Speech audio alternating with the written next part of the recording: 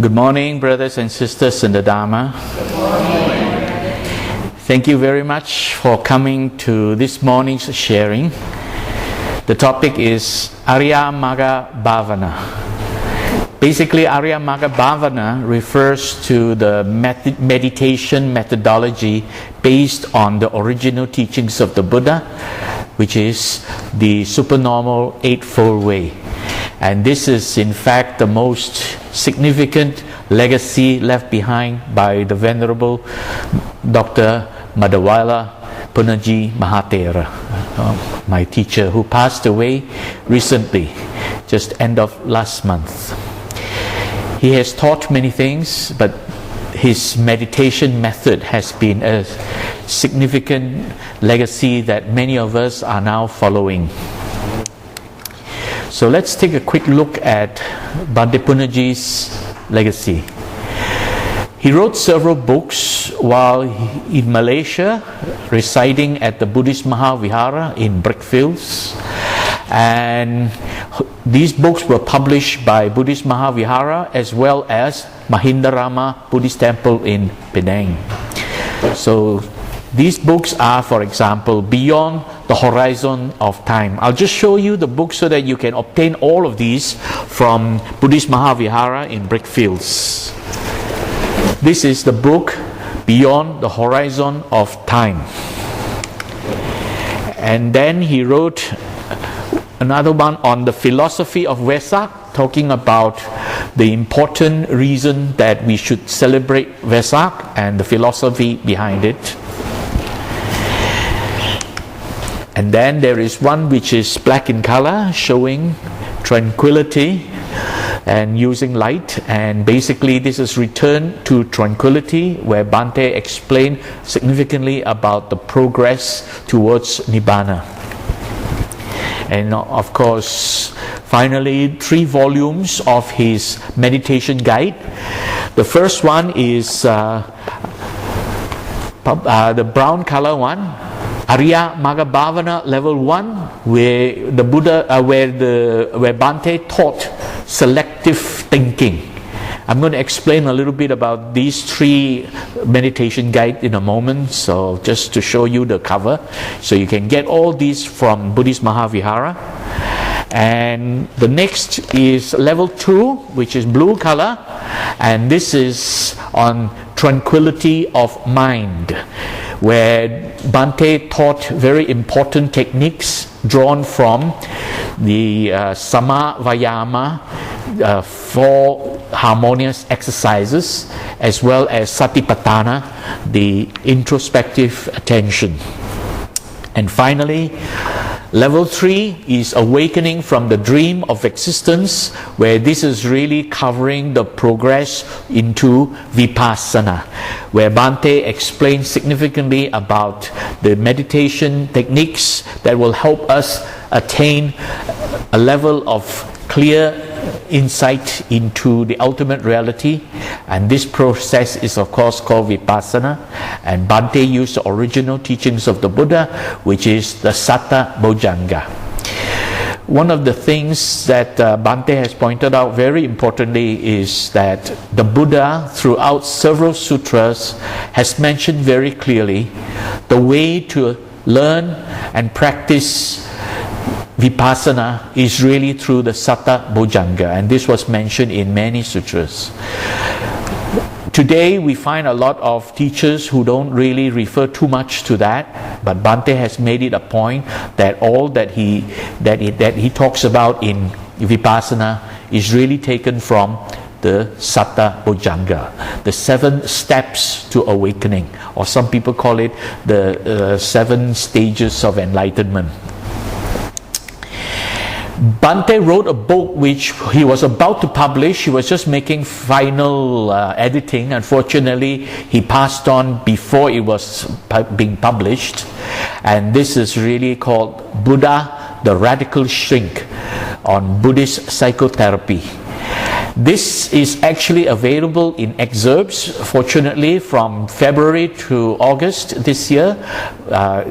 Excerpts from this book were published. There were 7 of them, where it was published in the newsletter of Buddhist Maha Thera. So anyone who is interested, at the end of this sharing, you will get my email address. Drop me a note and I will send you the link to download those 7 excerpts on his latest book, Buddha the Radical Shrink. Print copies are available at Buddhist Maha Thera, and soft copies available for download. Just drop me a note and I will send you the links to download the soft copy. So these are the 3 very important books that Bhante left behind. His most, I would say, the greatest hits, basically. The legacy of how to practice the Buddha's techniques and teachings in meditation. Let's begin with just taking a look at what Bhante says about taking refuge in the Buddha. To take refuge in the Buddha is not to take refuge in power. To take refuge in the Buddha is to take refuge in the wisdom of the Buddha. We take refuge not in the powers of the Buddha. We take refuge in the wisdom of the Buddha. It is the wisdom of the Buddha that we call the Dhamma. Dhamma is the wisdom of the Buddha, not the power of the Buddha. All these other religions that worship the creator of the world or the gods, supernatural beings, they are seeking refuge in power. That doesn't help. Power is necessary to change nature, to control nature. But wisdom is necessary to control our mind.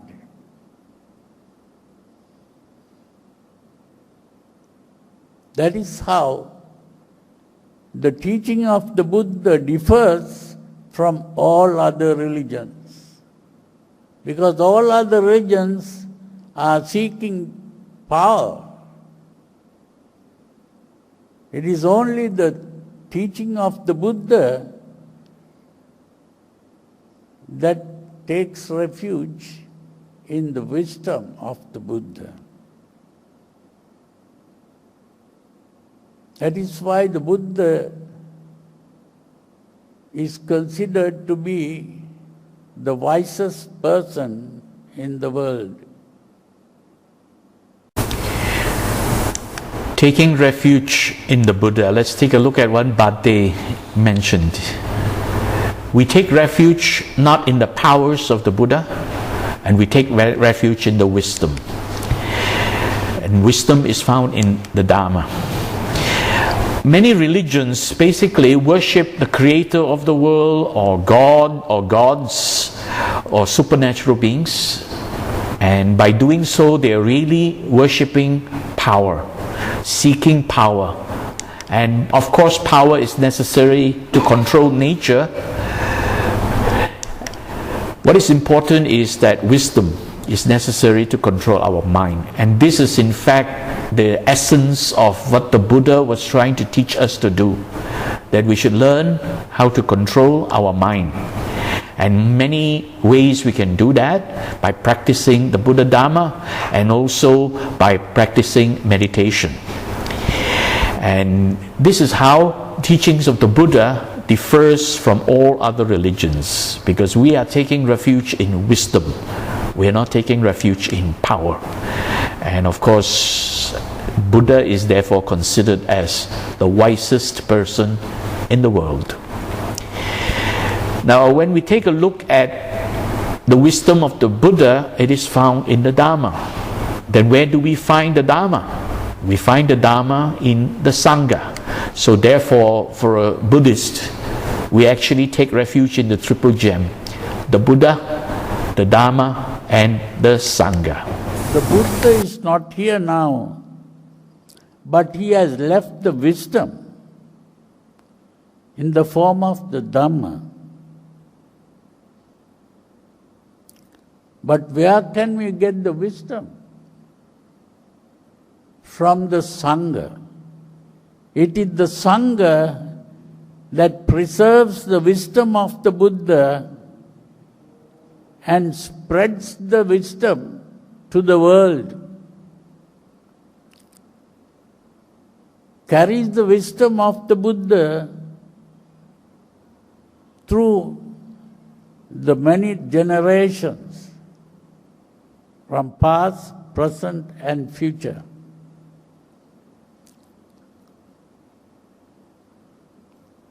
So once we take refuge in the Buddha, we are taking refuge in the Dhamma, and when we take refuge in the Dhamma, we take refuge in the Sangha.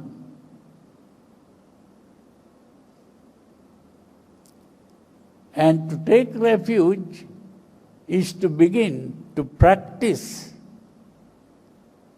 the Dhamma. And to begin to practice the Dhamma is to begin to discipline our behavior. That discipline of behavior is what is called Sila. Sila is the discipline of behavior. Because we are carried away by emotions. To discipline behavior is to gain control over the emotions. And to gain control over the emotion is to constantly look within. The emotions are within us, not outside. If we begin to look outside, either we become attracted to what we see, or we are repelled by what we see. The more we become attracted or repelled, we are carried away by emotions. So instead of looking outside, we have to look inside to observe how we react to what we see, hear, smell, taste, and touch.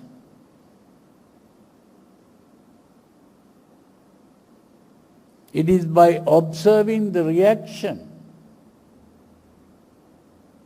that we can gain control over the reaction.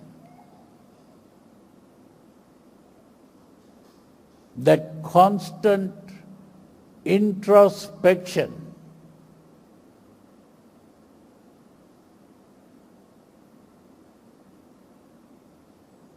that is the important thing. That introspection is what is called satipatthana. So here Bhante actually lays the foundation to why we should practice meditation. We can learn to control our emotions, but on a temporary basis. But to really, completely and sustaining this stopping of our emotions, stopping us from reacting according to our emotions, it is really necessary to practice meditation. Because this reaction to emotion is what is called tanha. Tanha is often translated as craving, but the real meaning that Venerable Dr. Punnaji has always pointed out is tanha is really emotional reaction to what we see, hear, smell, taste and touch, and also to our memory and imagination. So his message is very simple, of course, because the Buddha is no longer with us, but he left behind the wisdom. And it is through the Sangha that we learn wisdom of the Buddha, because the Sangha carry on this wisdom and spread it through many generations from past, present and future. The important thing is that to take refuge in the Triple Gem is really to practice the Dhamma and to discipline our behavior.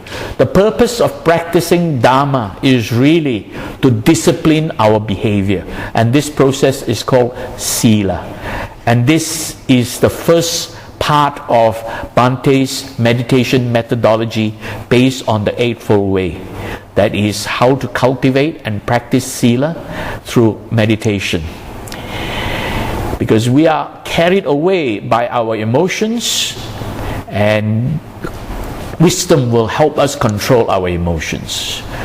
We need to gain control over our emotions, and the way to do it is to look within, to bring our attention inwards, to observe how our body reacts to whatever we see, hear, smell, taste and touch, and then also to observe how the mind reacts.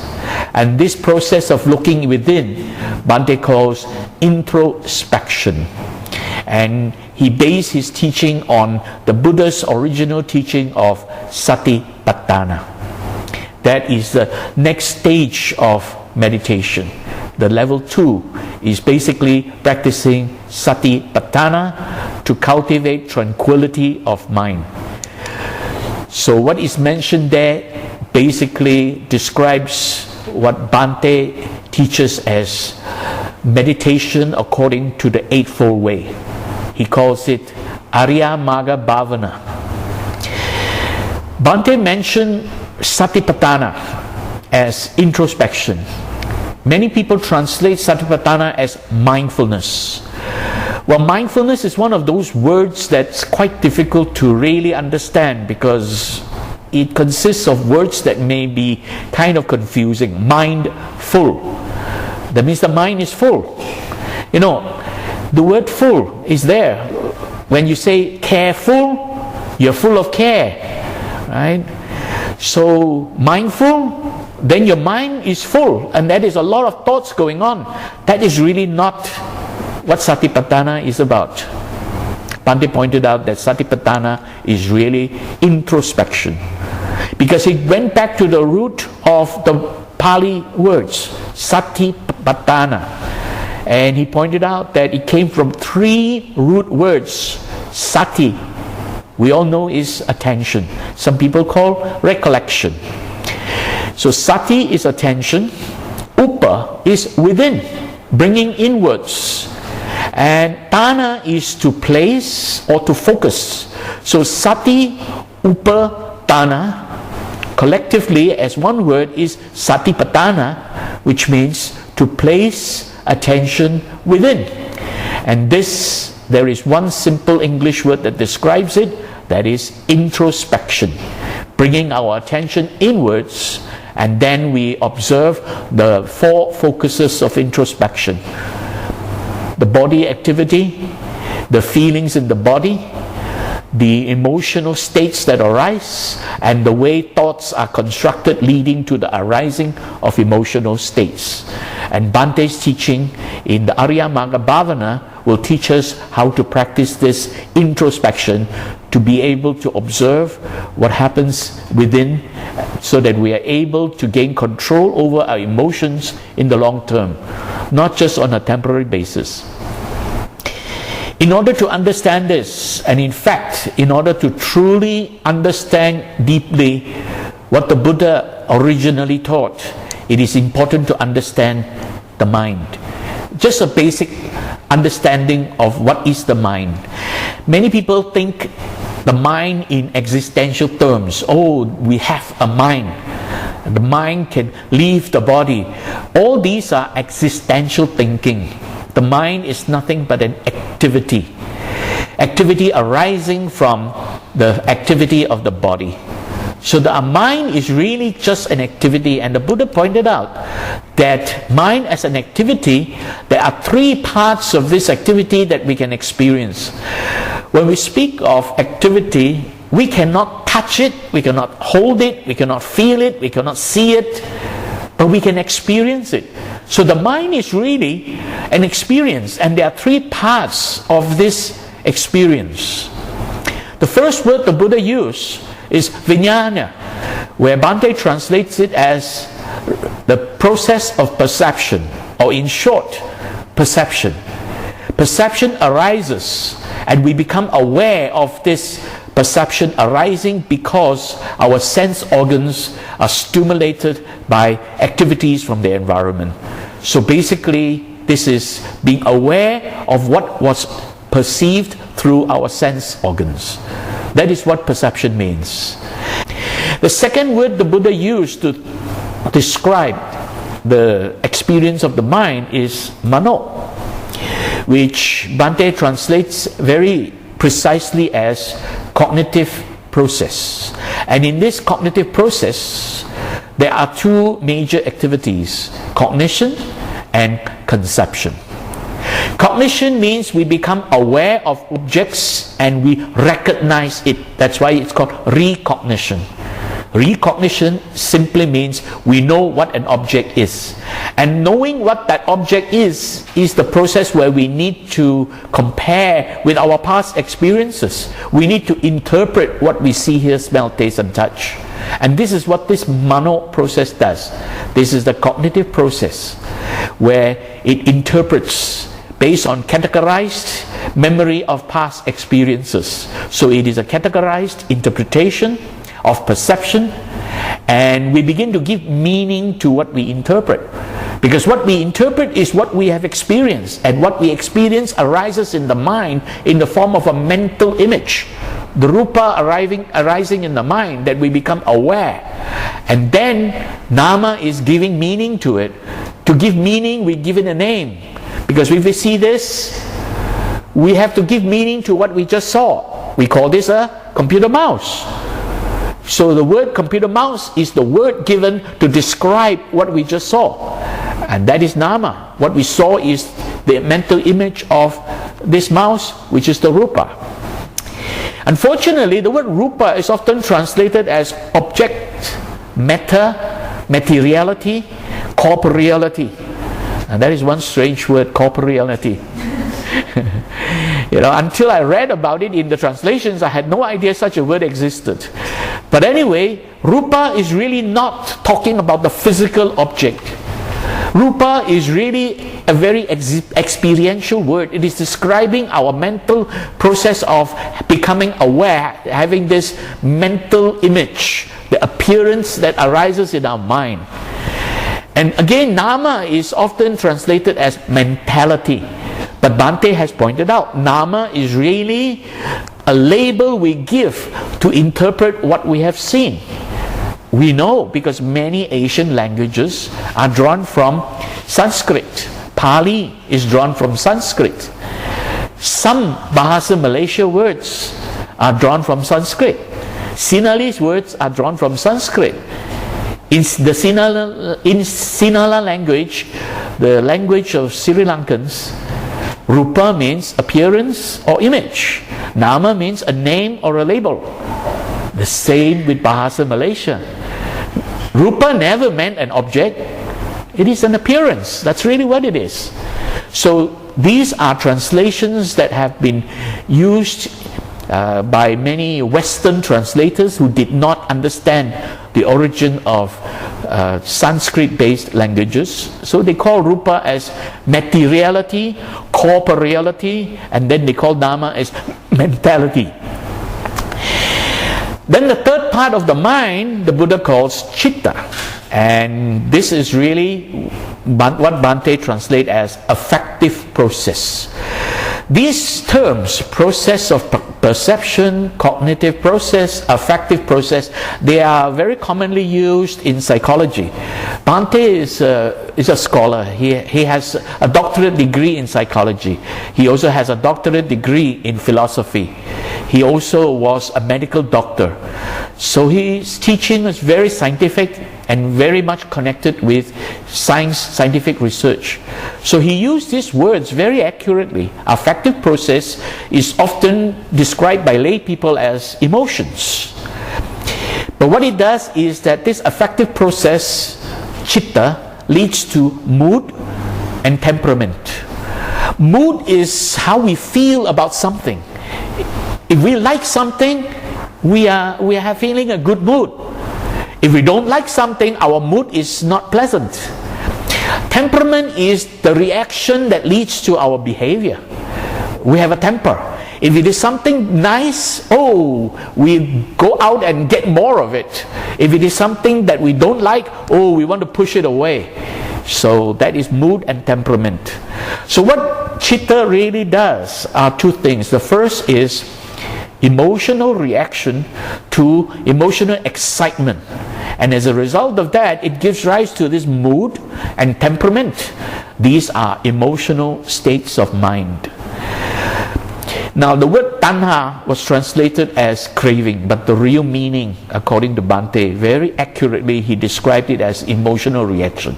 We react to something if it is pleasant, we react to something if it is unpleasant, and when it is neither pleasant nor unpleasant, there is also a reaction. Not only do we react, chitta is also responsible for this clinging process, the grasping, the clinging, which is the Pali word upadana, which is grasping, clinging, attachment. But Bhante calls it personalizing. We personalize every experience. So personalizing the experience, and as a result of this personalizing of experience, it leads to the notion of a self-centered existence. We begin to think we exist, and that process of self-centered existence is bhava, often translated as existence, sometimes translated as being, sometimes translated as becoming. Whatever it is, it's really leading to the delusion of a self-centered existence. We'll take a little bit deeper look at this later on when we look at the Four Noble Truths, because the Bhante's teaching is very much centered around the original teachings of the Buddha. So Mano really is talking about our thinking mind. That's what it is. Our ability to think rationally, our ability to be able to control what we do, controlling our behavior, is really exercising the Mano. Chitta is our emotional mind. Our behavior goes funny because chitta arises unconsciously. Chitta arises without our willing. It arises as and when it pleases, and it starts to dominate us, it starts to control us, it starts to disturb us, because these emotions are beyond our control. They arise. What we can do is, as soon as we become aware of emotions arising, then we can do something to tame it. But we can't stop it arising. If somebody called you a nasty name, the first thing you feel is some kind of displeasure, and you may even experience a little bit of anger arising. That cannot be stopped unless you become the Arahant. The Arahant does not have that. Until we become Arahant, we will always have some kind of emotional reaction. And this emotional excitement arising leads to the reaction called tanha. That's why tanha leads to suffering, and until we become Arahant, we will always have tanha. So the thing is that when emotions arise, we have to become aware of it, and then we can do something about it. We can tame it, we can control it, we can do something to reduce the harmful effects of emotion. And meditation helps us to tame this emotion permanently. And when we are able to do it permanently, successfully, completely, perfectly, then we become the Arahant, because the Arahant has no emotion. Let's look at what Bhante says about this cheetah, how cheetah can control us and dominate us. So in the human being, the thinking part is called mano, whereas the emotional part is called cheetah. What the Buddha pointed out was, what has to be done is not to obey the cheetah. What is happening today is that the mano part, the thinking part, is doing what the cheetah wants. You see, cheetah is dominating the mind. And the mano is just catering to the cheetah.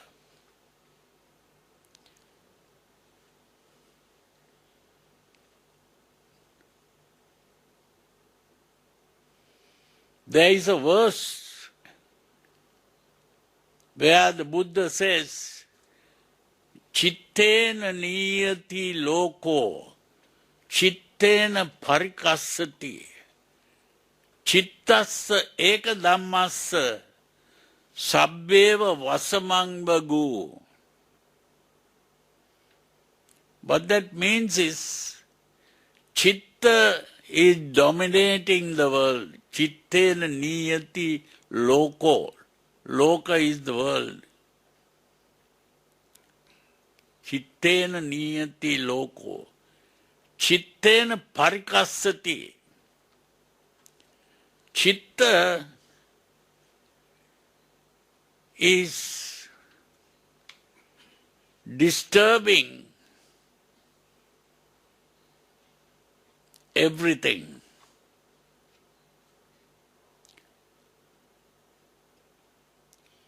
Chittassa eka dhammassa. Chitta is that one thing. Sabbeva vasamangvagu. That everyone is spellbound by chitta. Everyone is dominated by chitta.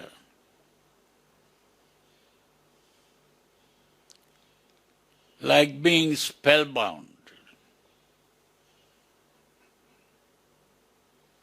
So therefore, the only thing is to learn how to gain control over the chitta, the emotional part. One of the important things that Bhante has taught us is that many translators do not differentiate between the word mano and the word chitta. Wherever in the Pali Canon that mentions the word mano, so whenever the Buddha spoke about mano, the Buddha was really referring to our thinking mind. While wherever the word chitta appears, the Buddha was really talking about our emotional mind. And one of the greatest things that we learned from Bhante Punnaji was to be able to differentiate these two, and that really helped us tremendously in our understanding of the Buddha Dhamma. So bear in mind now, whenever we talk about mano, we're talking about the thinking mind, and whenever we talk about chitta, we're talking about the emotional mind. We know that we have two minds. One is our ability to control what we want to do. We make decisions, we take action. The other one arises at its own choosing and controls us. And that's what Bhante was really pointing out, that chitta dominates. So mano is really reacting to what chitta wants. Whenever these emotions arises, if we are not mindful, if we are not clear about what is going on or what we want to do, we begin to react according to chitta. That's why, and we begin to decide to do things, we begin to make decisions, plan our actions, or make conclusions and judge, all based on what happens with the cheetah. So cheetah is really dominating the mind if we don't learn how to control it. Mano is really just catering to the cheetah if we don't train our mind. So if we don't train our mind, we easily react to emotions. And when we do that, we are spellbound by cheetah. And basically, the solution is to learn how to gain control over cheetah. When cheetah arises, it disturbs us and it causes a lot of dukkha. And dukkha often translated to the word suffering, but actually dukkha can mean many different levels of suffering. Something as simple as dissatisfactoriness. When something happens and we are not happy with it, that is dukkha. We begin to feel dissatisfied. Dissatisfactoriness leads to our unhappiness. That is dukkha. When something happens and then our body will react, because emotion is not only in the mind. Until 150 years ago, many scientists used to think that emotion is all in the mind. But what happened is that a very famous psychologist, William James, had pointed out that emotions begin with the body. And then another endocrinologist scientist studied that and discovered how it affected the body. That is Hans Selye, where he discovered this, where he explained it in the form of general adaptation syndrome. The body changes because hormones are being released. Now this releasing of hormones in the body when we are emotionally disturbed stresses the body. So dukkha is stress. Here I use the word stress to mean this physical suffering in the body. When hormones are released and causes tension in the body. See, when you get angry or excited or anxious, what happens? Your teeth are all clenched, your muscles are all tense, your heart beats faster, you breathe deeper, and you have all these strange reactions. Facial expression distorts. That is the symptoms of stress. Well, when that arises, it disturbs the mind. The mind is not at ease. The mind is disturbed, agitated, and that agitation of the mind is called distress. So stress is that physical suffering. Distress is that mental suffering. All these are dukkha. In order to understand dukkha, let's very quickly take a look at the Four Noble Truths. Yeah, this is a very important thing I also learned from Bhante. I asked Bhante, what does it mean to be a Buddhist? What do we have to do? Then there are two things: the doctrines of the Buddha and the practice, what a Buddhist should do. And Bhante explained to me, the doctrine of the Buddha, the important teaching that we all have to fully comprehend, that is the Four Noble Truths. So basically, the Four Noble Truths lay the foundation to us understanding all that is needed in order to help us free ourselves from suffering. Then what is the practice? The practice is the Eightfold Way. So in a nutshell, the doctrine of the Buddha is the Four Noble Truths. The practice of a Buddhist is the Eightfold Way. So let's take a look at the doctrine of the Buddha, the original teaching based on the first sermon that the Buddha gave, setting into motion the wheel of Dhamma. And that sermon is the Dhammacakkappavattana Sutta, where the Buddha pointed out that there is suffering. Every one of us experience some kind of suffering in us. Things arise and they disturb the mind, and then we begin to experience suffering. And every form of suffering, there is a reason behind it. There is a cause or origin behind it. But the good news is it can be ended. And the way leading to the ending of suffering is the Fourth Noble Truth, where the Buddha taught the way leading to the ending of suffering is the Supernormal Eightfold Way. And Very quickly, the first noble truth, the Buddha pointed out 8 kinds of suffering. The first 4 are very straightforward: birth, aging, sickness, and death. Then separation from what is pleasing is suffering. That means if we experience something pleasant, we no longer have it. That is suffering. It can refer to property. It can refer to conditions or situations or circumstances. It can refer to relationships. It can refer to people. When we talk about property, how do you feel if you lose your cell phone? Are you happy? Right?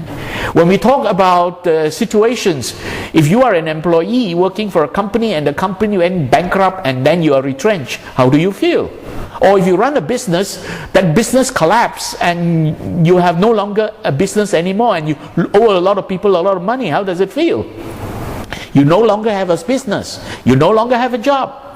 Or if it is a relationship, what happens if husband and wife break up, end up in a divorce? You no longer have a happy marriage. Or somebody dear to you passes away, as many of us who experienced when Bhante passed away. So we had this pleasing experience with our teacher. Now he's no longer here. So how do we feel? So all this is dukkha, leading to the dukkha. And then of course, to be with something unpleasant. We're stuck with something that brings us hurt and suffering. That is dukkha. And not getting what we want. We wish for things. Young man wants to look for a wife and cannot find a good wife. Or a young woman tries to look for a good husband and having difficulty to find a good husband, unable to find a good one. So not getting what we want. That is suffering. But it is the last one, most importantly, that leads to all kinds of suffering. And this is when we experience this process of perception arising and we begin to cling on to it. Every time we see, hear, smell, taste or touch anything, we begin to cling on to that experience and say, it is I, me or mine. Simple example. When we experience something, we wake up in the morning, knock our hands against the wall and it hurts, and then what arises in the mind? Oh, my hand hurts. What's the first word? My. We walk along the corridor, accidentally kick the chair, and then there's a pain in the toe, and then what arises in the mind? Oh, I feel pain in my toe. What's the first word? I. See, every time we experience something, the I, me or mine arises automatically. Until we train our mind, until we learn to purify our mind, this is automatic. It happens all the time. You walk around the shopping mall and your good friend coming towards you, suddenly you turn around and you see that good friend coming towards you. What thought arises in your mind? I see my friend coming. What's that first word? I see my friend coming. You see, there's always this delusion of a self-centered existence that leads to the I, me or mine, right? And this I, me or mine is commonly described as this clinging on to whatever we see, hear, smell, taste and touch. And the only way to stop this, number 8, is really to learn how to purify our mind, to cultivate our mind, and this cultivation is meditation. You cannot stop number 8 with any other method. You can only do it through purification of the mind, to cleanse our mind of defilements and to make ourselves realize, to see the ultimate reality, anicca, dukkha, anatta. And by seeing that, we realize that there is no self to contend with. That is what meditation is going to help us. Now, when we experience all these different conditions of suffering, how do they arise? Why? So the second noble truth explains why we suffer. The origin of suffering, dukkha. It is because of tanha, which is commonly translated as craving. And this leads us to renewed existence, because when we react, we begin to think, I am experiencing this notion of I. The delusion of a self-centered existence is what leads us to be reborn over and over and over again. Rebirth arises because of the delusion of existence, the dream of existence, what Bhante calls. So delusion of existence leads us to be reborn over and over again. This tanha, translated as craving. Now Bhante has a more accurate word for it. He calls it emotional reaction. Every time we experience something, we react to it emotionally. So there are three kinds of tanha. The first is when we experience something pleasant. We react to it by seeking sensual pleasures. Oh, we want it, we like it. Right? How many of you like durian? Be honest. Yeah, quite a lot. And if your next door neighbor happens to throw a durian party and invite us, would you say to him, no thanks, I won't go? Oh no. Oh yeah, count me in. Yeah. And then if he says, let's start at 8 p.m. You're there 7 p.m. Yeah. So this is really the first kind of tanha. The second kind of tanha is reacting to something that is unpleasant. You don't want it. You want to get rid of it. You want it to stop non-existence. You don't want it to exist anymore. You want to stop it from happening. So this is the second kind. When we experience something unpleasant, we don't want it. We want to get rid of it. We wish it never existed. Right? We come across our enemy, a person who hurts us a lot. We wish he never existed. We wish he's never born. Yeah? So this is really what's going on. And the third kind is that we have this clinging. Because of this clinging, we begin to have this notion of a self-centered existence, thinking that this body is me. You see, the mind wants to hang on to something permanent. So for an untrained mind, when we experience some pleasures or we experience some unpleasant things, the mind wants to cling on to something that is permanent, and the only thing the mind can figure out is there physically is the body. And we begin to have this delusion that this body is me. And whenever we talk about this body is me, we want it to continue to exist. We don't want it to stop. How many of you want to die tomorrow? How many wants to die next week? How about next month? How about next year? Or have you set a date for when you're going to die? Huh? Yes. So we want to continue to exist. So this is the third kind of reaction. The first leads us to a condition called lobha, a reaction called lobha, lust and greed for something that is pleasurable. The second one leads to the reaction of dosa, aversion and hatred towards something that is unpleasant. And the third one leads to moha, which is the delusion of a self-centered existence. A lot of people translate the word delusion as ignorance or delusion. But a more accurate explanation of moha is really the delusion of a self-centered existence. The I, me, or mine arising. And these are the three kinds of reaction, and that's why they are called the three evil roots, akusala mula. And the Buddha's teaching is very simple. The three kinds of tanha is kama tanha, tanha for sensual pleasures, which leads to a reaction called lobha, lust and greed.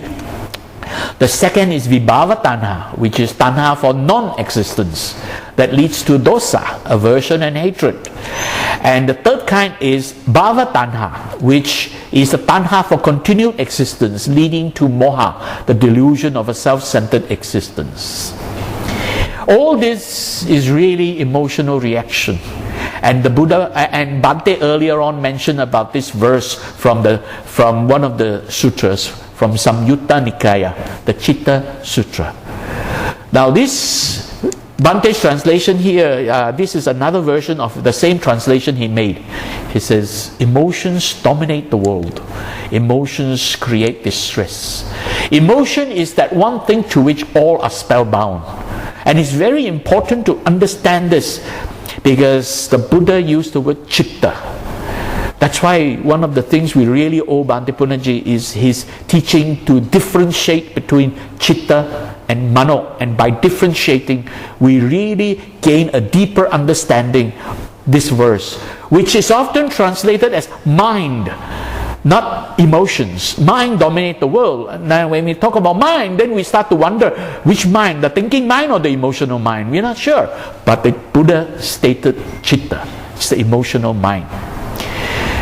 But there is a solution around it. There are modern psychology that can help us find solution to it. And there's one branch of psychology called cognitive psychology that can help us. In fact, cognitive psychology is really restating in modern Western terms what the Buddha really taught. So let's take a look at what Bhante has to say about cognitive psychology. And during the 1960s, a new kind of psychology came into being. And that is what is called cognitive psychology. And these cognitive psychologists, they began to realize that there was a method of gaining control over emotions. That is the important thing.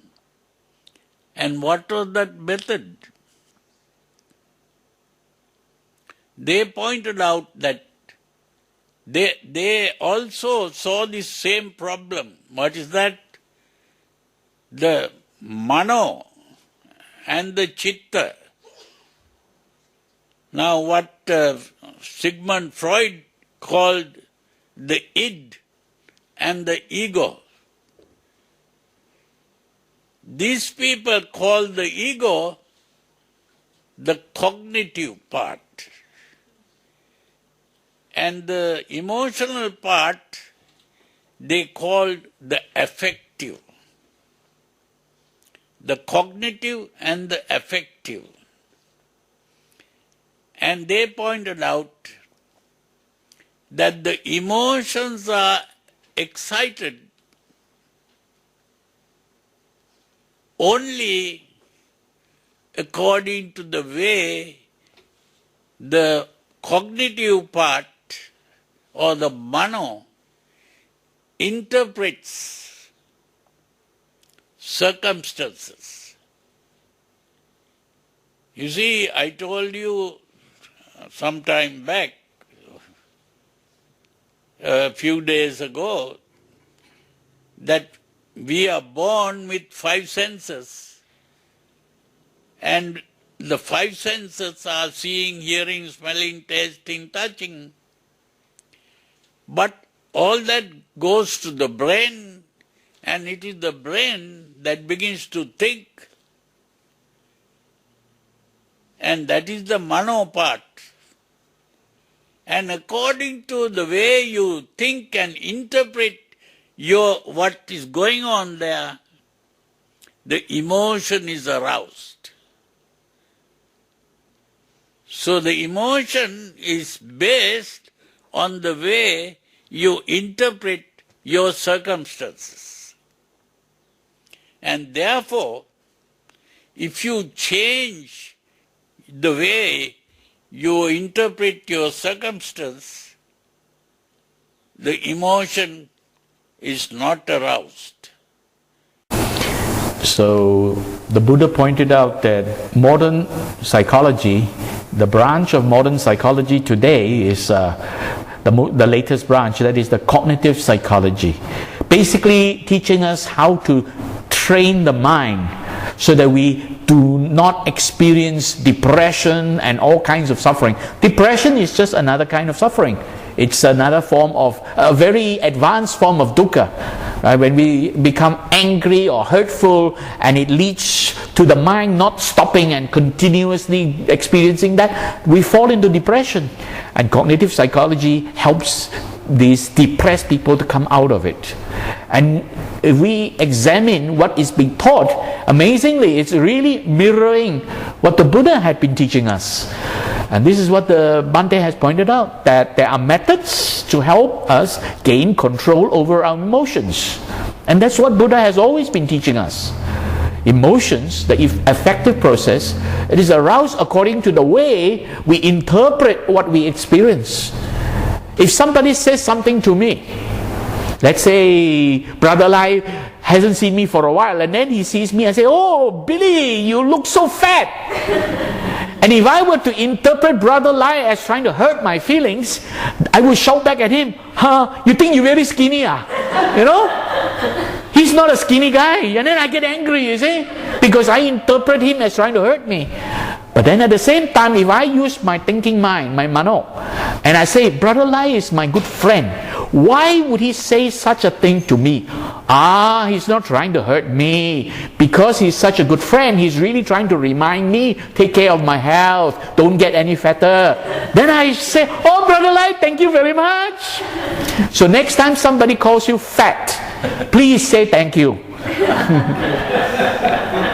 Then you do not feel angry anymore. The other person doesn't fight back to you. Because if I were to say to him, you think you're very skinny, next minute he will say, let's compare, see who is more skinny. Then we go to weighing machine, and then the whole thing ends up in a quarrel. You see? The way we interpret our circumstances will help us control our emotion. Very importantly. And if we can change the way we interpret our circumstances, emotions will not be easily aroused and disturb us. So this whole thing about training our mind, a lot of people think, it's really meditation will lead us to Nibbana and all that. Yeah, in the long term. If you practice your meditation life after life, after many lives, and you have perfected your practice, sure, you can attain, you have the potential of attaining Nibbana.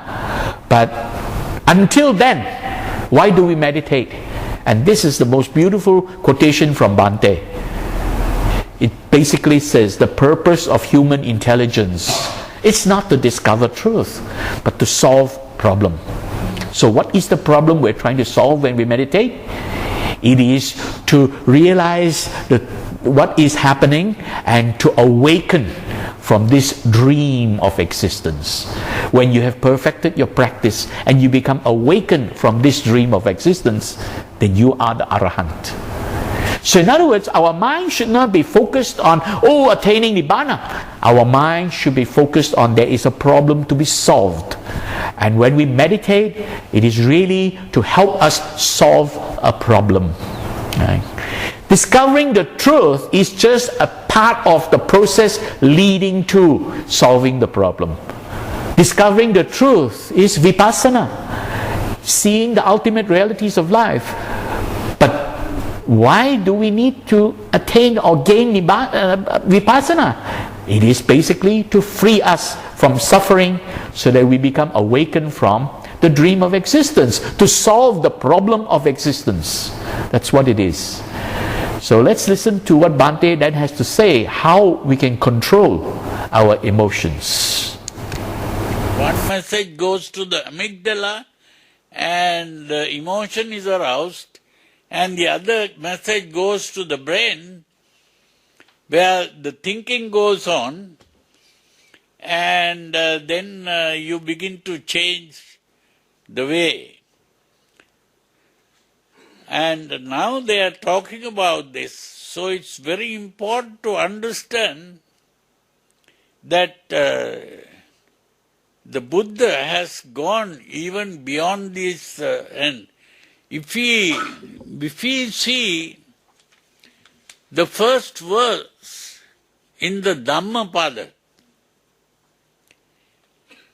there in the first verse in the Dhammapada, what you get is Mano Pubbangama Dhamma, which is wrongly translated today. There Mano means that thinking part. I told you there are two things, the thinking part and the emotional part, which is called cheetah. Mano Pubbangama means the thinking part comes first, before the emotional part. So it is by changing the thinking part, which is what is called the cognitive part, that the affective can be controlled. So it is the thinking part that is able to control. And that is the real secret discovered in the modern world by the cognitive psychologists.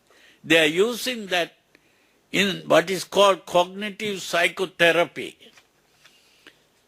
They are using that principle, but still they are not able to fully control the emotions because they don't know about meditation.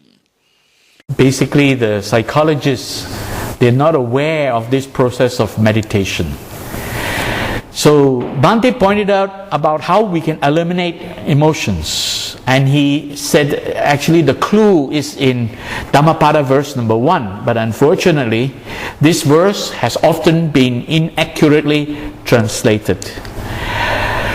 Basically, it is about making use of our mano, our cognitive process. By making use of the mano to be able to interpret our circumstances in a positive and a wholesome, beneficial way, we can help to tame our emotions. So mano really comes before chitta, in the sense that if we can train our mano, we can then control the chitta. So, and this thinking part, the mano, it comes first before the emotional part, and by changing this thinking part, then we're able to control the emotional part. And cognitive psychotherapy aims to control our emotions by changing the way we interpret our circumstances. So cognitive psychotherapy is part of a bigger, broader set of psychological intervention methodology called cognitive behavioral therapy. Some of you may have heard this, CBT. And there are many courses available to help you, because you can just go online to learn this. There are many online courses you can do. You can, subscribe to and learn something from it. There are many of them. And this CBT, cognitive behavioral therapy, really is a psychosocial intervention that aims to improve mental health as a whole. So psychosocial. Psycho means the way we think. Social means the way we interact with each other. So psychosocial.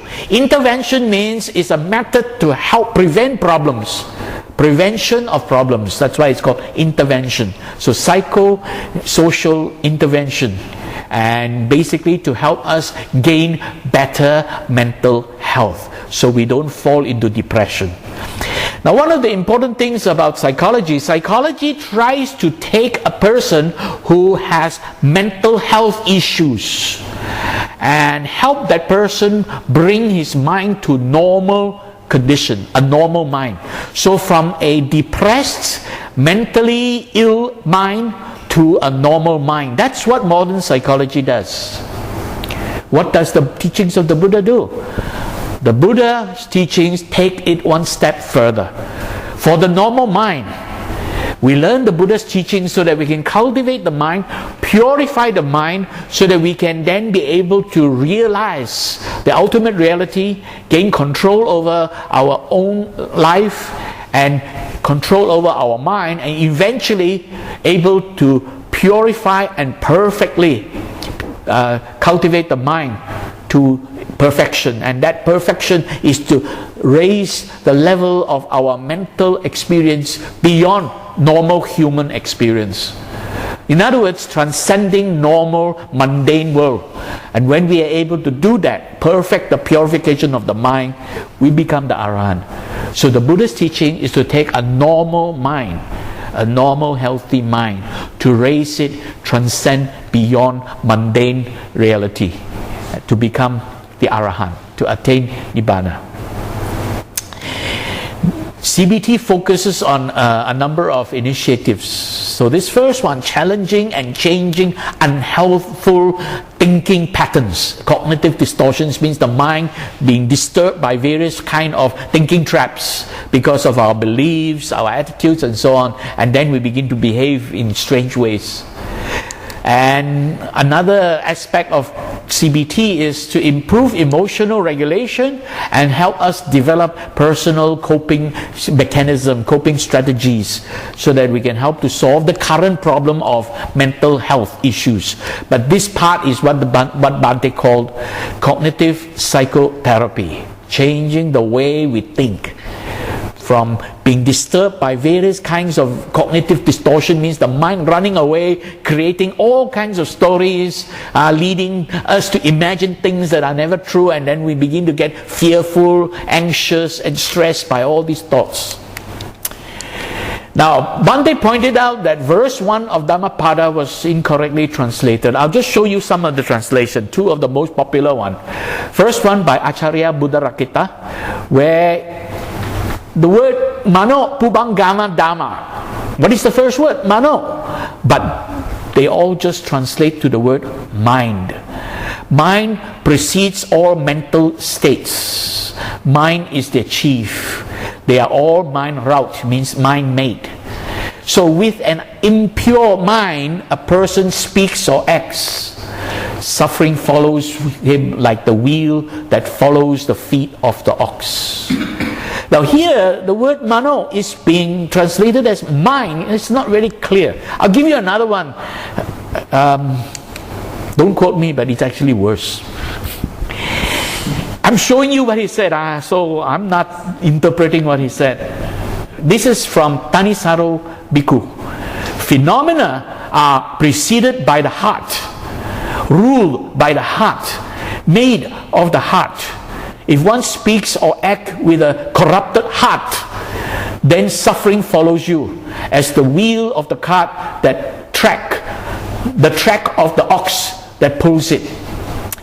Now, I don't know why he translated mano as the heart. So this can be very kind of confusing. But Bhante has pointed out it is the way we think. So here is Bhante's translation. It says, cognition precedes all experiences, which means it's the way we think that leads us to experience in a certain way. If we think in one way, our experience will become that way. If we think in a different way, our experience will become a different way. Simple example, my experience of my friendship with Brother Lai. If I think he's trying to hurt my feelings when he calls me fat, then our relationship will be guided in that direction. That means my experience with him will be skewed towards an argument or a debate, who is fatter, who is thinner. Right? But if I think he's helping me, then my experience is guided towards making use of his advice or his observation to help me reduce weight or something like that. So cognition precedes all our experiences. It predominates and even creates them. It creates our reality. The way you interpret your circumstances creates your reality. So the way I interpreted what Brother Lai says to me will create the reality of our friendship. Whether that friendship becomes blossoming to closer friendship, or that friendship becomes sour and we become enemy. Right? So basically this is what the Buddha was trying to teach us, and Bhante reminded us mano and cheetah are two different things. Take a look at the Pali word. The next time you read a sutra that says mind, quickly go to the Pali version and try to figure out whether the Buddha was talking about mano or cheetah. And you can find that in many websites. The most common one is the sutracentral.net. SUTTACENTRAL, sutracentral.net. There you can find the English version and then the Pali version. Then you can match and see whether the word in there, the clue to that is mano or cheetah. Now moving on, then what is meditation all about? The constant practice of being conscious is what the Buddha called development or bhavana, or cultivation. But of course it is often translated as, the word bhavana is translated as meditation. That's fine, but basically it's cultivation and development. Cultivation is the exercise of doing something to cultivate the mind. Development is bringing the mind to a state where it is developed, where you then benefit from the fruits of the cultivation. So you could say development really refers to benefiting from the practice. So it's about solving the problem of this mind getting disturbed by emotions. In order to understand Bhante's methodology based on the original teachings of the Buddha, we go back to another original teaching of the Buddha, and it is quite interesting, whenever people talk about the Dhammacakkappavattana Sutra that taught about where the Buddha talked about the Four Noble Truths, a lot of people don't realize before the Buddha spoke about the Four Noble Truths, the Buddha spoke about the middle way. The Buddha actually explained very briefly not to steer towards two extremities, and this is the middle way. There are two extremities to be avoided. The first one is reacting to our sensual feelings. When our emotions are aroused, we feel something and we begin to react to it. That is to be avoided. The second one is forcing ourselves, bottling up this emotion, because people start to think, okay, I want to be a moral person, a morally upright person. So when my emotions are aroused and I get excited, what should I do? Oh, force yourself, don't react, force it, hold it in, bottle up your emotions. That is also to be avoided. So in other words, the two extremities to be avoided, one is emotional reaction to your sensual feelings. Whether you feel good or feel bad, you react to it, so don't react to your emotions. The second one is forceful effort to restrain your emotion, bottling up everything. And what happens when you bottle up your emotion? You're going to blow up. You get depressed. So it doesn't help. You will get depressed if you keep bottling up your emotions. But the Buddha said there is a middle way. Now, I'm very fortunate. I met Bhante Punnaji and he explained to me the middle way. I always used to think the middle way. What is the middle way? A little bit of sensual pleasures and a little bit of restraint. That is the middle way. But if you read the sutra, the Buddha stated very clearly, without veering towards either extreme, the Tathagata discovered the middle way. Practice the middle way to gain vision, knowledge, tranquility, and freedom from suffering and nibbana. So without veering towards either extreme, meaning there is no a little bit of sensual pleasure, and when your neighbor tells you about the durian party, you don't get excited. I'll go, and then you take 2 seats and then you say stop. That's not the middle way.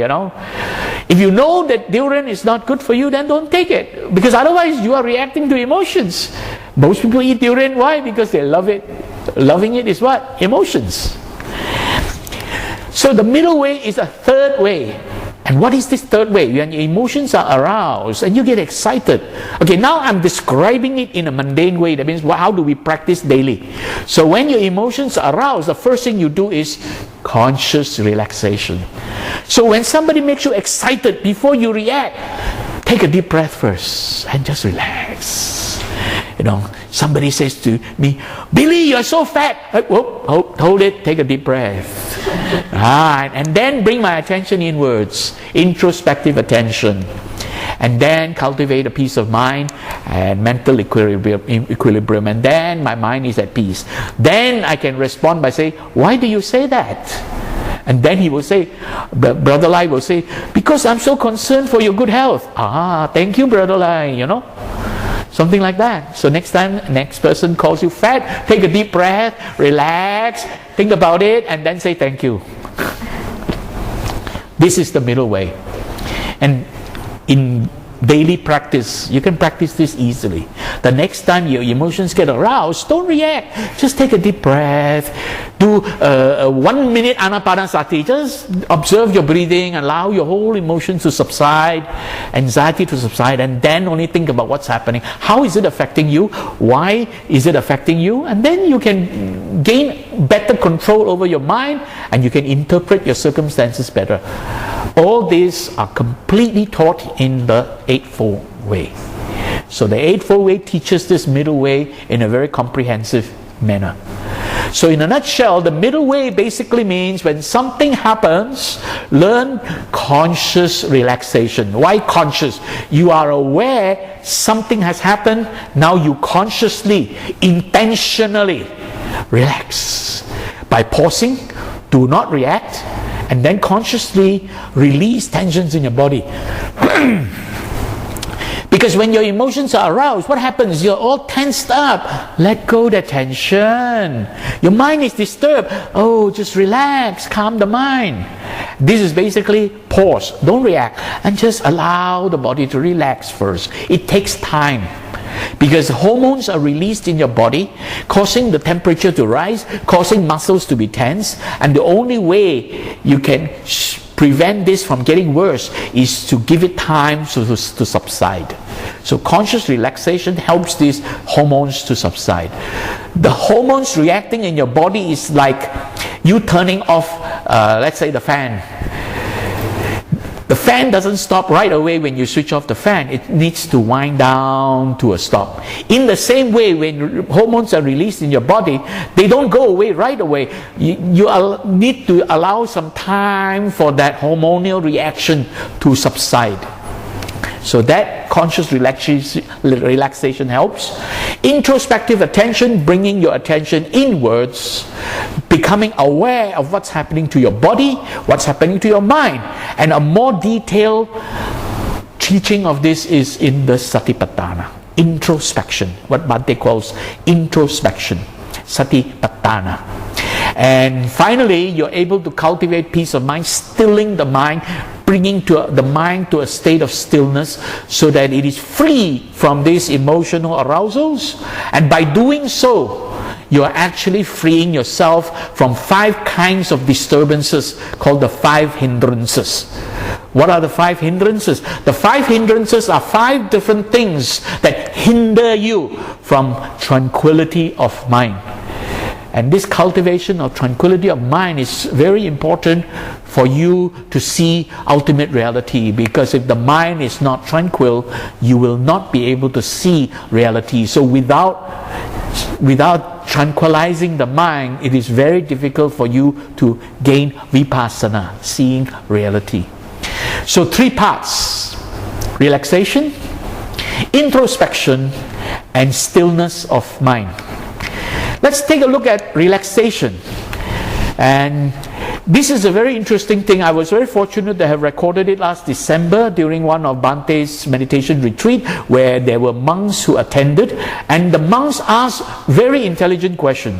And here is a question from a monk who basically pointed out, from his reading of many translations, he did not notice whether the Buddha spoke about relaxation, that the process of relaxation. He thought the Buddha never taught relaxation. So he asked Bhante this question. So let's take a look at how Bhante responded to him.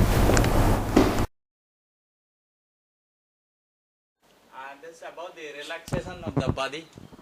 Relaxation of the body. Yeah, could you explain about the teaching of the Buddha? Because I was just thinking how I can relate as the teaching of the Buddha. You're talking about what? Relaxation of the body. Yeah. And try, because Buddha is talking always the control your mind, and all the time is talking about on the mind. So I could not find, and maybe I'm not very clear. Huh? I'm not clear what Bhante tried to say by the term relaxation of the body. So as the teaching of the Buddha, I want to know. Thanks. You see, the problem is that you are separating yourself from the body. You are trying to relax the body. So where is the you? Or you are separating the mind and the body. You can't relax like that. You have to understand that you have only a body. And there is no you to relax the body.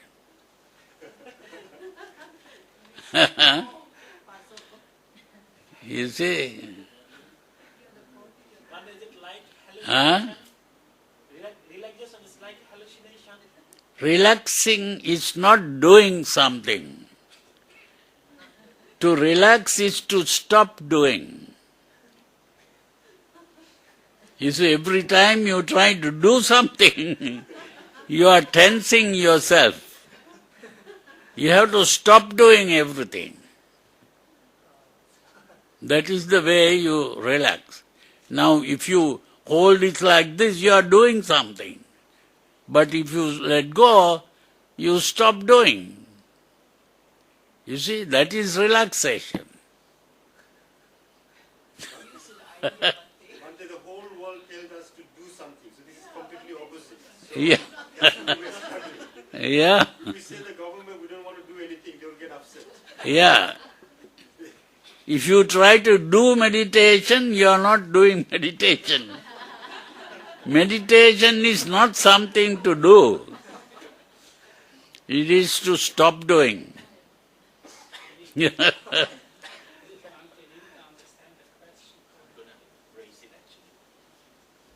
No?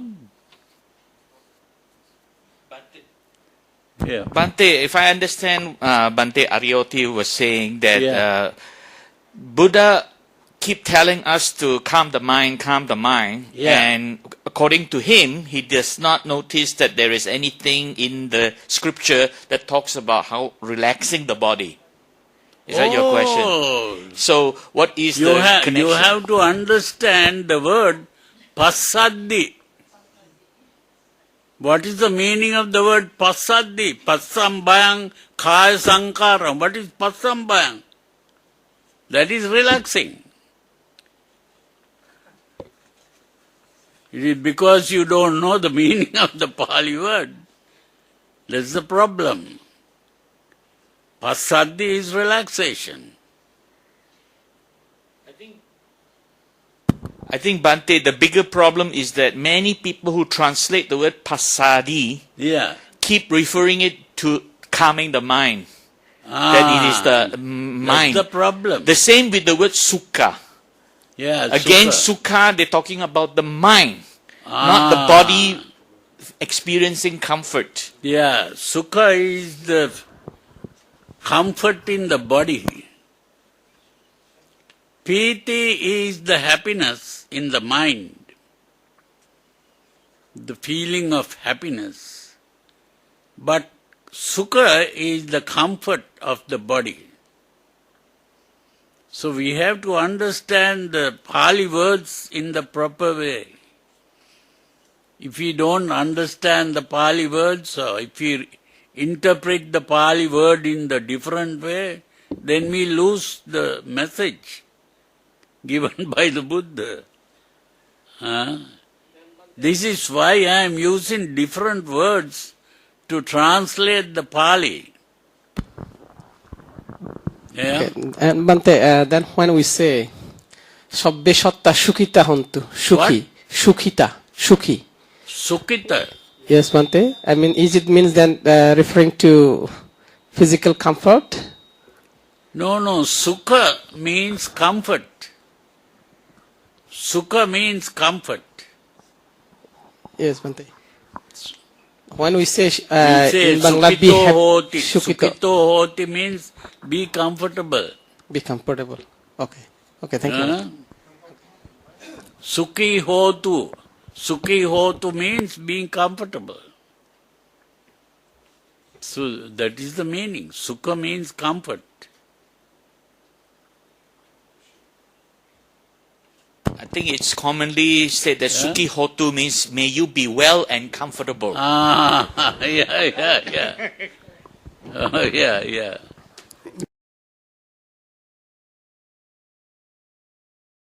Sukhi Hotu means may you be well and comfortable, because the word Sukhi relates to a physical condition.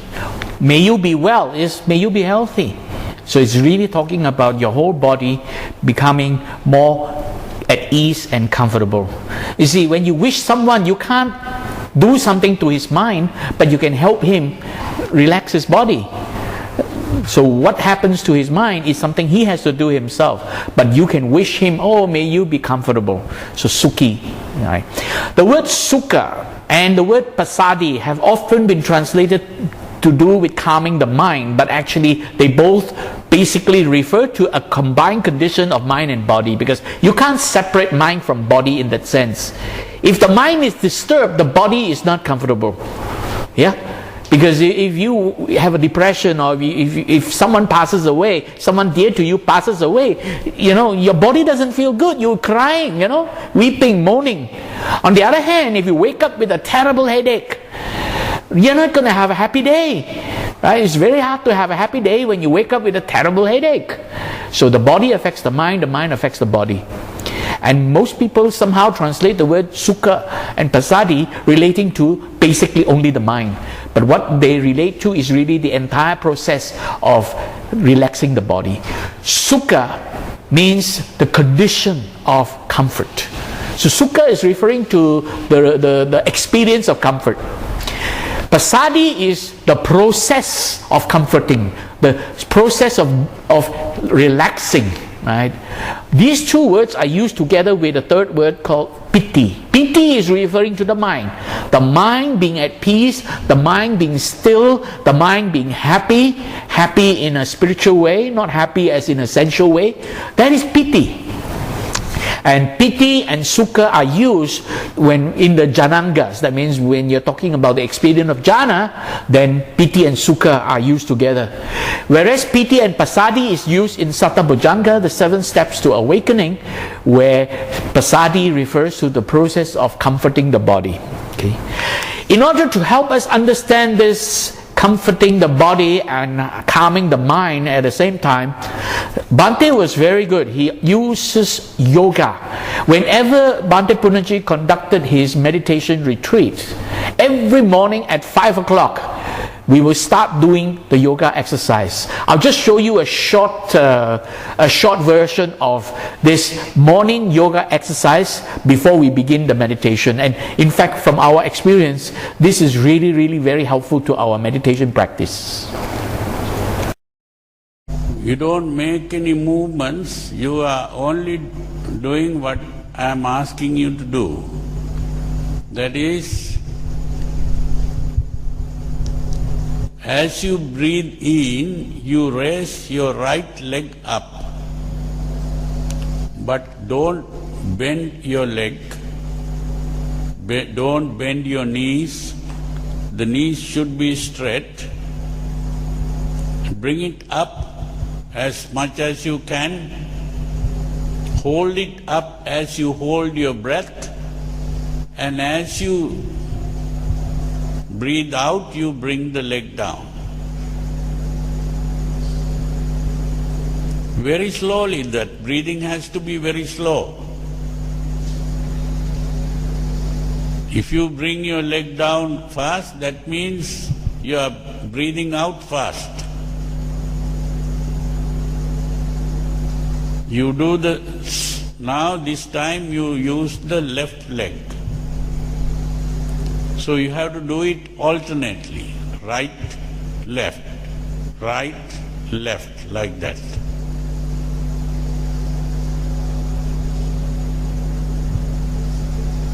Your knee should be straight.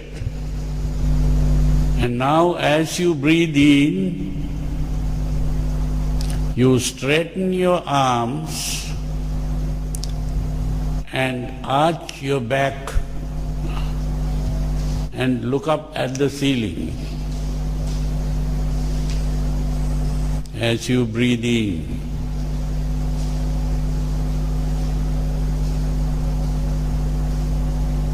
So Bhante does these yoga exercises every morning before the beginning of meditation, and it is very helpful. Those of us who have gone through it, we can vouch for it. After doing these exercises, when we begin to meditate, that meditation session is really very, very fruitful. And it's, in fact, it is, Okay. Those 3 things in the middle way. First is relaxation. The second one is introspective attention, bringing attention inwards. And the third one is stilling the mind. So let's talk about introspection. Introspection, let's do a simple exercise of observing our thoughts.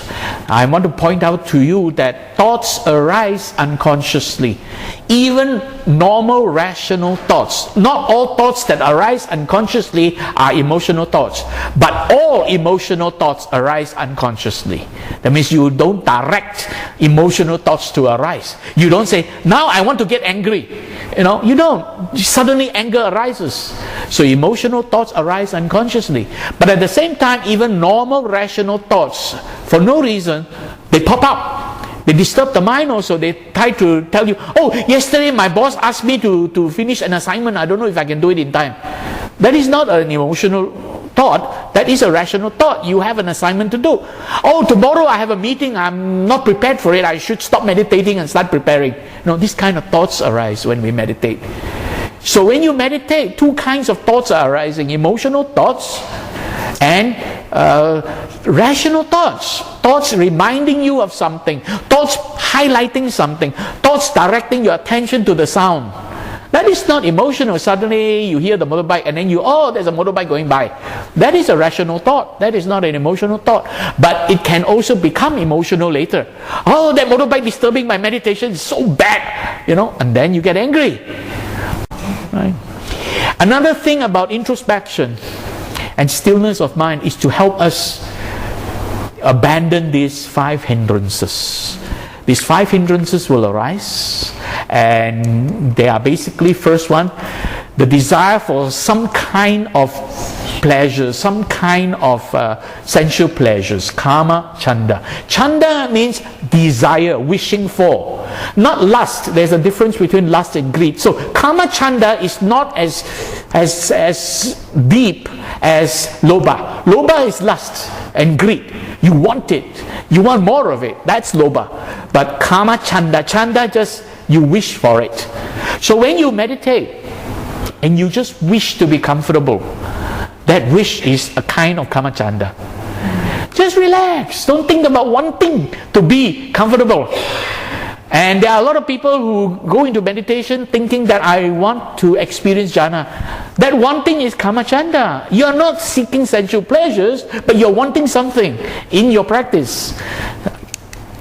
Then this is the part where you become experience some kind of anger towards not getting what you want, or experiencing anger because it is now something that is distracting you, disturbing you. Oh, that motorbike disturbing my meditation. That is vyapada. Getting angry over or having an emotional reaction over something unpleasant. And then, of course, sluggishness of the mind, laziness of the mind, lethargy, drowsiness. These are mind and body conditions. They're not just the body alone. They're not just the mind alone. It's both. If your mind is lazy, your body will become sluggish. If your body is very tired, your mind also don't want to work very hard. Simple as that. Mind and body interconnected. And then restlessness, right? Agitation, when you are anxious, and some of you may be experiencing it just now. That experience of 1 minute. Didn't you notice 1 minute seemed to take forever? Yeah? Those of you who keep thinking, hey, when is the 1 minute up? You are experiencing udacha kukucha. 1 minute not yet. Ayo, when is the next bell? Bell, quick bell. That is udacha kukucha. You are getting agitated. And finally, this is one of the most misunderstood words. It is translated as skeptical doubt. But really, one of the classic things I love about Bhante Punnaji's teaching is that he picked the perfect psychological term to describe what is vichikicha. He calls it cognitive dissonance, and cognitive dissonance is a psychological term referring to the mind being torn between two conditions. So I'll give you an example. Right? So cognitive dissonance, vichikicha, means our feeling, you feel something about it, and our thinking, knowing it, are being torn apart. Knowing that durian is not a healthy fruit, there are many more healthier fruits to eat. We still wish and crave for durian. Wishing and craving for durian is the feeling. This is because of cheetah. Knowing durian is not healthy, that is the thinking mind, the mano. They are pulling in opposite direction. So whenever reasoning and feeling pull in opposite direction, this is called vicikicca. Right? The mind is perplexed by two different directions. One because you feel something about it, the other one because you know something about it. And then which one wins most of the time? Emotions. You give in to emotions. But don't blame yourself. There is a physiological reason, a neurological reason I will show you in a moment. This pulling in opposite direction can be something like at night you go to bed and aircon not working, so the mosquitoes start to come out, and then you are trying to sleep, you chase it away. You chase it away. After 10 times it still keeps coming, and then what do? Right? And then you suddenly remember, oh, holy moly, this morning I took the 5 precepts. Panatipata, Veramani. Do not harm living things. You know, this is vicikicca. You know you shouldn't be harming that poor little guy. All he wants is feed on your blood, and yet you go toink like that, you know. That reaction of stopping that mosquito, that is because of your emotion. Your cheetah told you to do that. Your mano knows you have taken the 5 precepts. So therefore, in the end, you act according to your cheetah. You direct your hands. Directing your hand is not an automatic reaction. You wanted to do that. You had the intention of getting rid of the mosquito. You tried to get rid of it by doing that. It didn't work, so that one worked, you know. So that is vicikicca. Don't blame yourself, because the way our brain has evolved, it is the way the brain has evolved that the emotional part of our brain deep inside and the thinking part of our brain out here on the cerebral cortex, especially the frontal lobe, they are always fighting, sending messages to each other, interacting, the two parts of the brain. All over the brain there's a lot of interaction. So let's take a look at what the psychologists have to, the neuroscientists have to say about this tug of war going on in the brain. Now, the emotional part of the brain, there is one structure called the amygdala, responsible for your emotional reaction. The thinking part of the brain, there is one structure called the prefrontal cortex, responsible for your rational, conscious thinking. So let's see what the scientists have to say about vicikicca. 5, 4, 3, 2, 1, tug! And when we try to control them, we start a tug of war between our brain's oldest and newest parts.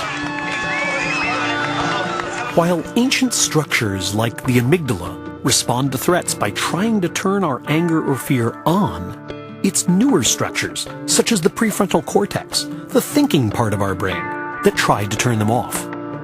It's the tug of war between these two systems that gives rise to our emotions. At New York University, neuroscientist Joseph Ledoux has studied how the amygdala and the cortex shape our emotional responses. You know more about the amygdala than anybody alive, and you still can't control yours. No. Why? Now, there's an interesting thing, again, that has to do with the wiring of the brain. This is, if we could just look at it here. So this is the human brain inside a skull. And the prefrontal cortex is here in the front, right behind your forehead. And that is the newest part of the brain. This is where we make our decisions, this is where we plan for the future and strategize. The lateral prefrontal cortex has no connectivity with the amygdala. The amygdala has superhighways to talk to the cortex, but the prefrontal cortex has only back roads and side streets to get to the amygdala. And therefore it is unable to tell the amygdala, cool it. But why are there no connections? We're in the process of evolving as we speak, and those connections have not been put in yet. This thing was built to do fancy things cognitively, not necessarily to control our emotions. The thinking brain is evolved to do fancy things cognitively. That means we can invent tools, we can invent things and make our life happier. Basically, doing things to make our life more peaceful, happier, but sometimes also inventing weapons to kill each other. So that's what the thinking brain is doing. it is not necessary there to help to tame the emotion. Now, in the emotional brain, the amygdala, when it is aroused, it sends a lot of messages to the thinking brain, and there are very strong neurons connecting to the thinking brain. So that means from the emotional brain, it has very strong connections to the thinking brain. When the emotional brain is aroused and active, it sends a lot of sabotaging messages to the thinking brain, disturbing the thinking brain, while at the same time the thinking brain does not have strong connections going back to the emotional brain. So therefore the thinking brain is not able, right, to control the emotion. This is the nature of the way our brain has evolved, because these connections have not been put in yet. They have not been put in yet. We are in the process of evolving. At the moment, we have evolved to a very, very intelligent thinking brain, but not able to tame our emotions. So we need to train it, and training is meditation. Learning how to bring this emotional mind, the cheetah, to a state of stillness. And a lot of meditation teachers don't seem to be teaching this, but I'm very happy to know that to say that there is another teacher that is teaching this. I'm very happy that I was able to borrow this slide from, for those of you who recognize, Ariyamagga Bhavana, where he pointed out very clearly what is samatha. Samatha is really a number of things that are important there. Now, this is about the mind. Before I direct you to what's stated in the sutra, let me use the physical part to explain so it's easier. Let's say you're running. Your body is highly active at that moment. You want to bring the body to a perfect stillness. And what is the perfect stillness of the body? And that is when the body is lying down. Because when the body is lying down, you are very relaxed. There is no tensions in the body when you are lying down. Right? So you cannot, from running straight away, perfectly lying down. You can't relax that way. You'll be panting away. So what should you do? While running, the first thing you must do is stop running and stand. Okay? And then after you are standing for a moment, the next thing you can do to become more relaxed is to sit down. Because when you're standing, your entire body weight is still supported by your feet. When you sit down, half your body weight, more or less, half your body weight is taken off your feet. Right? And you are still supporting the upper part of your body through your torso. There is still a little bit of tension on your backbone. And when you are lying down, then only after that, the next step, the fourth thing is to lie down, and then only your body is completely stilled. The body is completely relaxed. So you need to go through that stage of from running to standing, from standing to sitting down, from sitting down to finally lie down in perfect stillness. In the same way, that's what we do to the mind. The mind is constantly running. The cheetah is always active, constantly doing that. Now we got to learn to bring it to a state of standing. Bring the cheetah to stand so that it becomes steady. It doesn't run around anymore easily. And to do that, we then focus on process of breathing. We use anapanasati to bring the mind to standing, so that we are now observing the breathing, and by observing the breathing, the mind is not running away anymore. Now as you observe the breathing, you allow the process of breathing to still that. So you start to sit, bring the mind to a state of sitting. Now you allow the observing of breathing to tranquilize the body, pasambayam. Right? So you tranquilize the body, and finally you're able to bring the mind to a state of stillness. So now your mind is perfectly still, and finally you will gain this composure, and then you can go into jhana. It's only through these 4 steps. All are talking about chitta. And one of the things I'm very thankful to Ariyamagga Bhavana is that when he taught this, he did not translate the word chitta to mind. He left the word chitta there so that we all understand it is chitta that we are trying to tame. And by doing that, we can then enter into jhana. And Bhante Punnaji has described it very simply, that this is the gradual withdrawal of the chitta. So first, there's a lot of thoughts arising. When we are able to stop the 5 hindrances, we are still getting thoughts. Vitaka, vichara, we're still getting the thoughts. Right? So when we enter into jhana, the first jhana, we're still getting thoughts. But if we are able to stop the thoughts, and then there will be no more unconscious thoughts arising, we become fully aware of the mind. Then we are aware of the condition where the mind is in a state of happiness. This is not sensual happiness. This is the mental or cognitive happiness, piti. And the body is in a state of comfort, sukha. So sukha is the comfort of the body. And then only the mind, and then the mind is also focused, very focused and composed, ekagata, moving in one direction. Some call it single pointedness. That is first entering into the second jhana, where unconscious thoughts stop arising. And then when you no longer no longer think about the stillness of the mind, then you are into the third jhana, and then there is only finally ekagata going on, that is in the fourth jhana. So this is really the gradual process of the withdrawing the chitta to a state where the chitta has completely stopped. Beyond that, you are withdrawing the mano, stopping the mano, and those of you who know, you will reach a state of stopping the mind where it completely stopped. Right? So level 1, Bhante Punnaji has taught in level 1, this book, basically it is about selective thinking, and it focuses on 5 things. First is this harmonious perspective, or some people call right view. And then harmonious orientation, which some people call right intention or right thought. Right desires or right wishes, desires really, right thought, right orientation. And then on Sila part, which is the harmonious discipline of right speech, right action, right lifestyle, or right livelihood, harmonious livelihood. Harmonious livelihood is, harmonious lifestyle, sorry. So basically this is what Bhante Punnaji teaches in level 1 for people to begin to still the mind, to reduce the unwholesome thoughts and activities arising. So practicing Sila.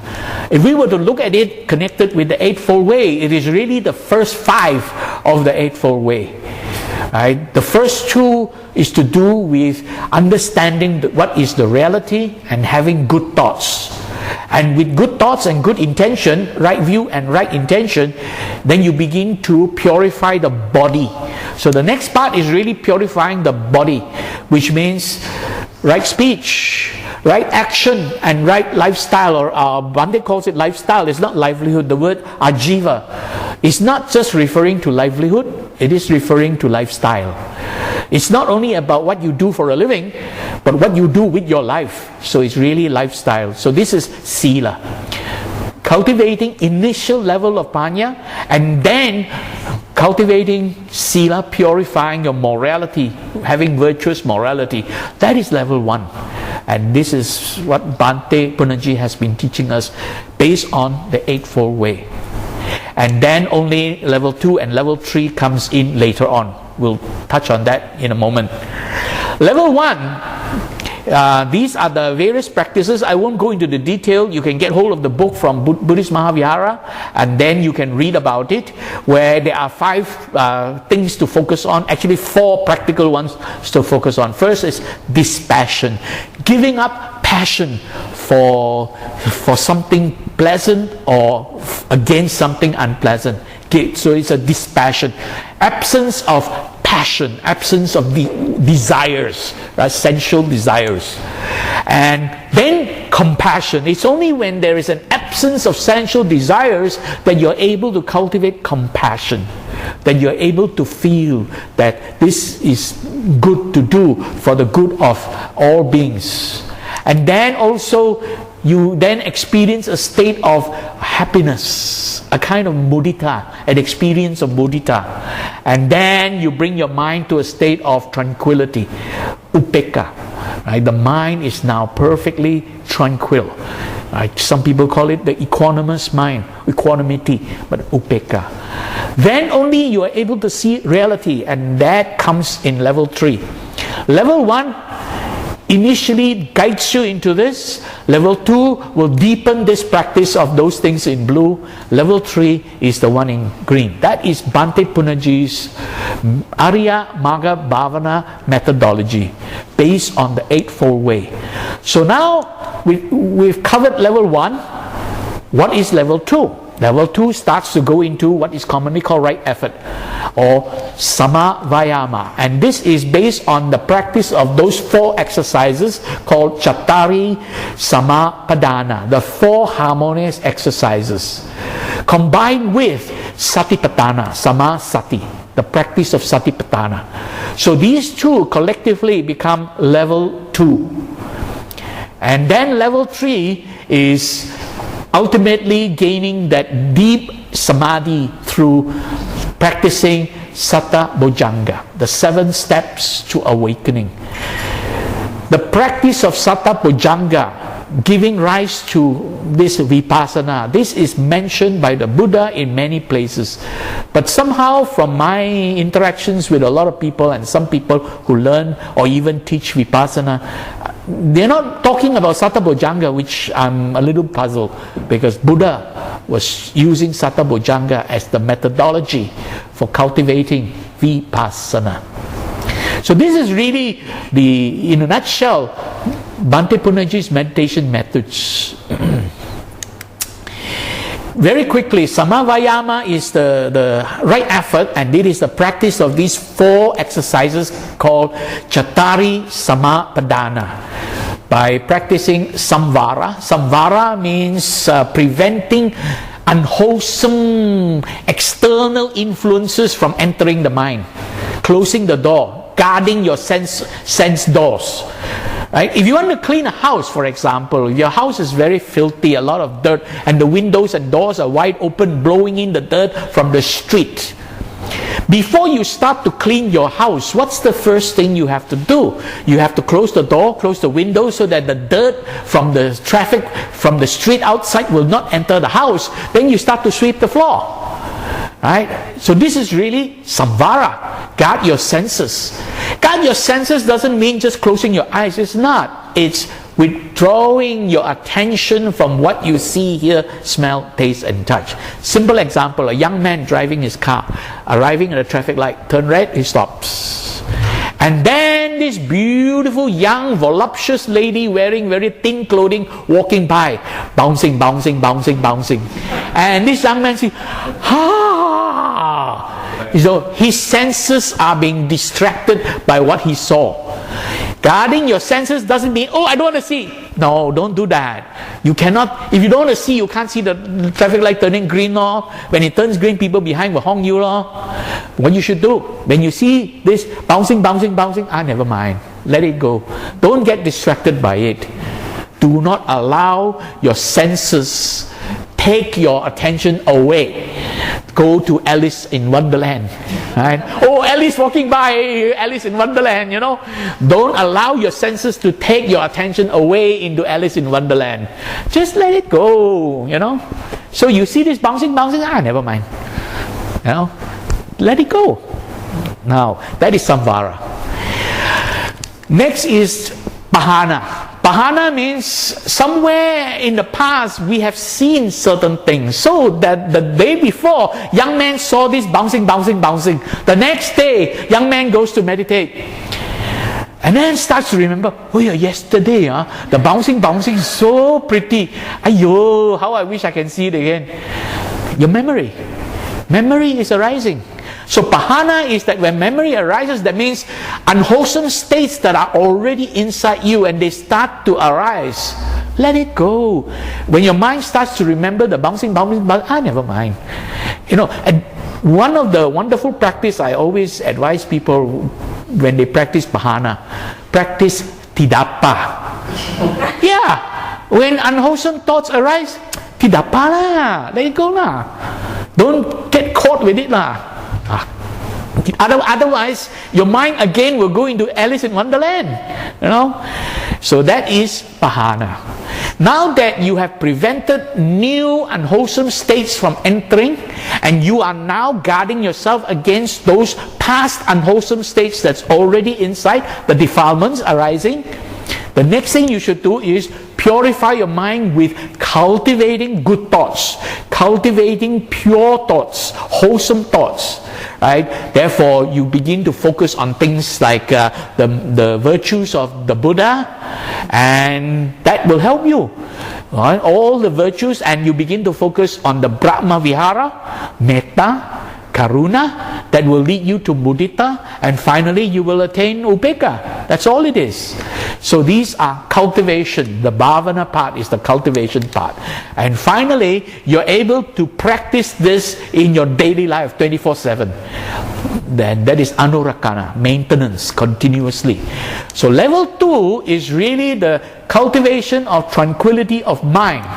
Right? And there are these 4 things. First is to withdraw attention, right? Samvara, and then withdraw attention from memory, Bhavana, and then cultivate using satipatthana to help you cultivate good thoughts, observing how the body arises, how the body is disturbed, feelings in the body, emotional states, and how thoughts arise in the mind. So these are the 4 practices in satipatthana, and finally bringing it to daily life. And when you're able to do that with this 4-fold practice of, if it is continued consciously, day in, day out, then you begin to attain this stillness of mind. You're able to enter into jhana. And then that will help you, because the first 4 will help you abandon the 5 hindrances. Having abandoned the 5 hindrances, you are now creating the conditions to enter jhana. All this will help you experience the 4 jhana. And finally, Bhante's method for vipassana is based on Buddha's original teaching, the Satta Bojjhanga.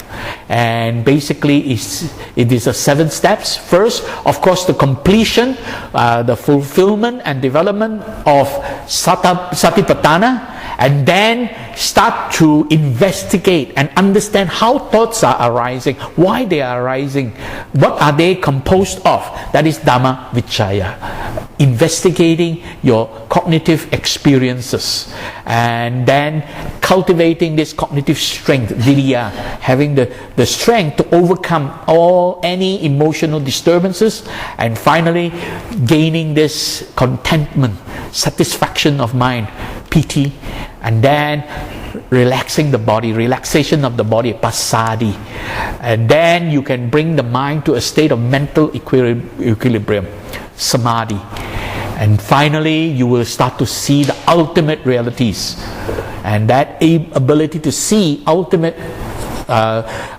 reality is this process of Upekkha, where resulting in this paradigm shift. The mind has now experienced the paradigm shift from existential thinking to experiential thinking, and this is experiential thinking is abhinya, and then you begin to gain full comprehension, parinya, and with the abhinya and parinya together, you will now gain full and clear panya, wisdom. And then you become awakened from dream of existence, vimutti, freedom from dream of existence, and then you will attain that state and become an arahant. So one who has perfected this cultivation, the bhavana of the 7 steps to awakening, Satta Bojjhanga, is now the arahant, breaker of bonds. It really doesn't matter where you start with meditation, but if you were to begin to learn meditation, you will be able to experience the benefits right away. When you practice meditation, as long as you are practicing it diligently, you will experience these benefits. But if you begin to follow a proper system of meditation where you can abandon the 5 hindrances and then see the realities of life, first you learn to abandon your emotional excitement, and then you begin to tame your lust, greed and delusion, lust, hatred, and delusion. And then you are able to cultivate this introspective attention, satipatthana. And then you're able to develop this cognitive consonance. You're experiencing stillness of mind and peace of mind, piti, pasadi, and then equilibrium of mind, samadhi. Finally, you are able to attain realities attain with insight into realities, vipassana, and that gives you panya, full comprehension and freedom from suffering, vimutti. Okay, and you may download this presentation from this link. All my links are tiny.cc, the full word in small caps without any slash or anything. Ariyamagga Bhavana, one word. If you have any questions, please drop me an email, or you want to join the WhatsApp group, you can always connect with me through WhatsApp. All right.